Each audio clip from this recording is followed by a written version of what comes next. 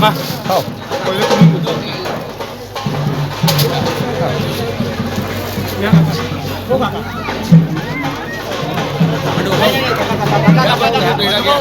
बंडू ते पाहिजे पाय पाय पाहिजे काही नको बोल काही नको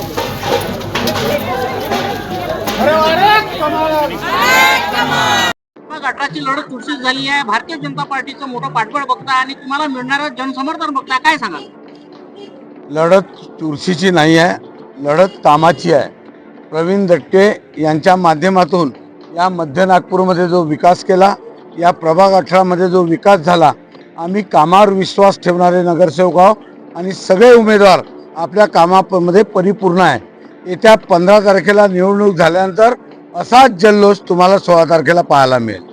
येणाऱ्या 5 वर्षामध्ये तुम्ही नगरसेवक नक्कीच बनणार आहात. येणाऱ्या 5 वर्षामध्ये कशा पद्धतीच्या स्वप्नातलं या प्रभागामध्ये विकास कार्य तुम्ही करणार आहात? आता नवीन जर पद्धत बघितली तर गटर लाईट पाणी ही जुनी पद्धत झाली. हे तर सगळेच नगरसेवक करते, सगळ्या महानगरपालिका करते. पण नवीन विद्यार्थ्यासाठी आपल्या वार्डामध्ये ही लायब्ररी असली पाहिजे, चांगली अभ्यासिका असली पाहिजे, एअर कंडिशन अभ्यासिका असली पाहिजे आणि आमच्या प्रभागातले गरीब मुलं मुली तिथं शिकायला गेले पाहिजे, हीच आमची इच्छा आहे. वैशालीताई, तुम्ही काय सांगाल? तुमच्या उमेदवारीबद्दल काय सांगाल? मी वैशाली विलास सुधापूरकर टोळ.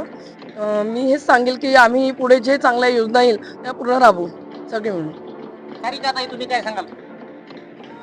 सन्माननीय प्रवीणजी दटके आमदार साहेब यांच्या निधीतून भरपूर कामं झालेले आहे. कारण आम्ही आता प्रभागमध्ये फिरून राहिलेलो आहे, सर्व लोक नाव घेत आहे आणि आज लोकांमध्ये जो जल्लोष आहे त्यावरून म्हणजे लक्षात येत आहे की भारतीय जनता पार्टीला लोक मानायला लागले आहे आणि भारतीय जनता पार्टीशिवाय दुसरा इतर कोणताही पक्ष इथे निवडून येणार नाही.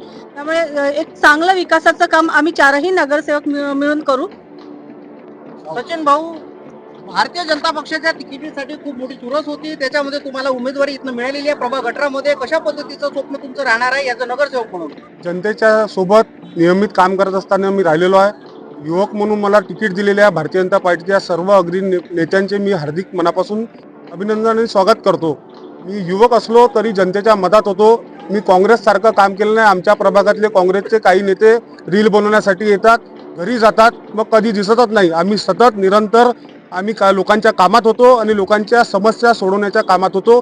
त्याच्यामुळे जनतेचा आशीर्वाद नक्कीच आम्हाला मिळणार आहे. 15 तारखेला मतदान, सगळ्यांनी आम्हाला भरघोस मतदान करणारच आहे आणि 16 तारखेला आपण जल्लोष करू. धन्यवाद.